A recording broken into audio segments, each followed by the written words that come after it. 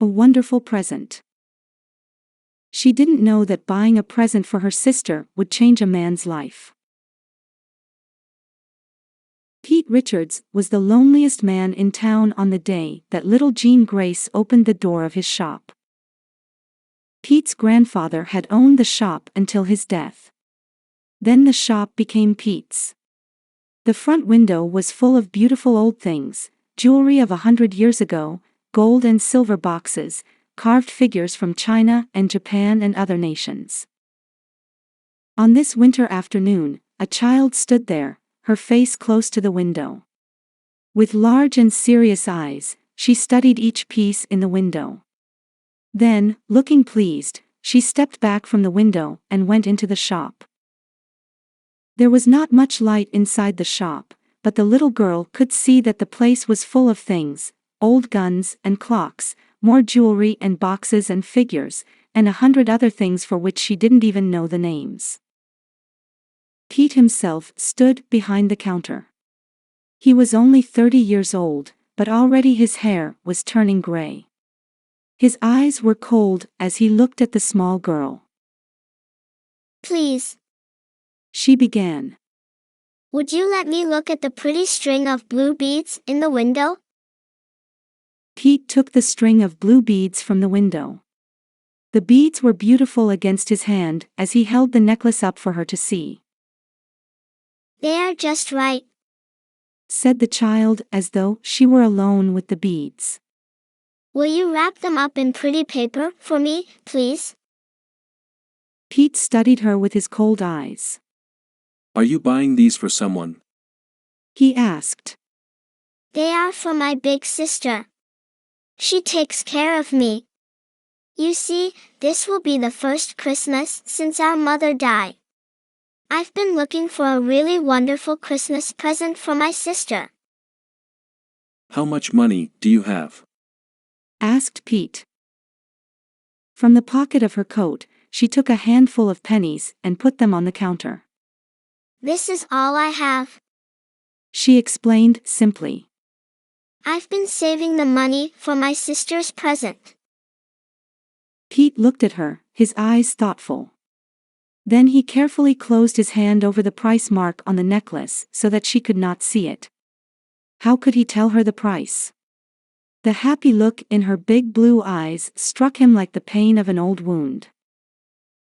"Just a minute," he said, and went to the back of the shop. "What's your name?" he called out.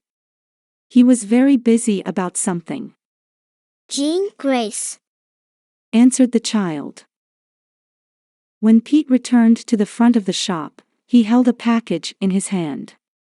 It was wrapped in pretty Christmas paper and tied with green ribbon. "There you are," he said. "Don't lose it on the way home." She smiled happily at him as she ran out the door. Through the window, he watched her go. He felt more alone than ever. Something about Jean Grace and her string of beads had made him feel once more the pain of his old grief. The child's hair was yellow as the sunlight, her eyes were blue as the sea. Once upon a time, Pete had loved a girl with hair of that same yellow and with eyes just as blue. And the necklace of blue stones had been meant for her. But one rainy night, a car had gone off the road and struck the girl whom Pete loved. After she died, Pete felt that he had nothing left in the world except his grief.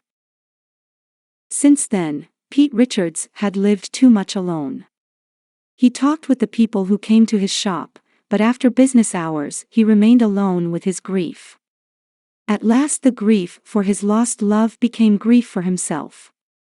In self-pity, he almost succeeded in forgetting the girl. The blue eyes of Jean Grace brought him out of that world of self-pity and made him remember again all that he had lost. The pain of remembering was so great that Pete wanted to run away from the happy Christmas shoppers who came to look at his beautiful old things during the next 10 days. When the last shoppers had gone, late on Christmas Eve, Pete was glad. It was all over for another year. But for Pete Richards, the night was not quite over. The door opened and a young woman came in. Pete could not understand it, but he felt that he had seen her before. Her hair was sunlight yellow and her eyes were sea blue. Without speaking, she put on the counter a package wrapped in pretty Christmas paper. From her pocket, she took some green ribbon and put it with the package. When Pete opened the package, the string of blue beads lay again before him. Did this come from your shop? She asked. Pete looked at her with eyes no longer cold. Yes, it did. He said. Are the stones real? Yes. They aren't the best turquoise in the world, but they are real. Can you remember to whom you sold them? She was a small girl. Her name was Jean. She wanted them for her sister's Christmas present. How much were they? I can't tell you that. He said. The seller never tells anyone else what a buyer pays. But Jean has never had more than a few pennies. How could she pay for them? Pete was putting the Christmas paper around the necklace and tying the green ribbon just as carefully as he had done for Jean Grace 10 days earlier. She paid the biggest price one can ever pay. He said. She gave all she had. For a moment there was no sound in the little shop. Then somewhere in the city, church bells began to ring. It was midnight and the beginning of another Christmas day. But why did you do it? The girl asked. Pete put the package into her hands. There is no one else to whom I can give a Christmas present. He said. It is already Christmas morning. Will you let me take you to your home? I would like to wish you a Merry Christmas at your door. And so, to the sound of many bells, Pete Richards and a girl whose name he had not yet learned walked out into the hope and happiness of a new Christmas day.